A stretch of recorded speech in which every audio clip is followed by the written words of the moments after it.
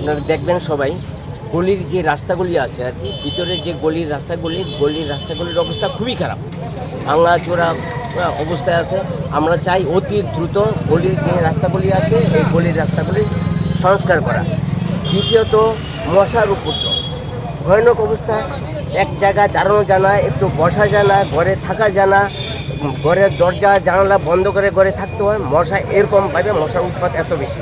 আমরা চাই অতি দ্রুত মশা নিরোধক স্প্রে বা মশা নিরোধক যে ধোঁয়া তার ব্যবহার করে, যেভাবে আগরতলা শহরের যে নাগরিক তারা যাতে স্বচ্ছন্দে থাকতে পারে তার ব্যবস্থা অতি দ্রুত করা। এবং প্রায় সময় দেখা যায় গলি 3 ফেজ লাইন।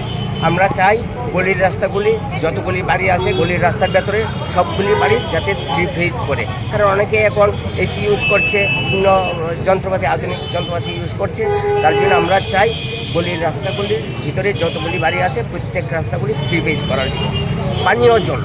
পানীয় জলের একটা ভয়ানক অবস্থা, যতটুকু চাহিদা সেই মতো চাহিদা জল পাচ্ছে না। আমরা চাই বিশুদ্ধ পানীয় জল, এবং মাত্র অনেক সময় দেখা যায় যে 40 মিনিট বা 35 মিনিট এতটুকু জলে একটা ফ্যামিলি বা তার পরিবারে ভাড়া থাকে, যে কারণে সাফিসিয়েন্ট জল যাতে ব্যবহার করতে পারে তার জন্য পানীয় জলের আরও অধিক পরিমাণ এবং পানীয় জলের সুবন্দোবস্ত সুস্থ পানীয় জলের ব্যবস্থা করার জন্য। তারপরে নেশা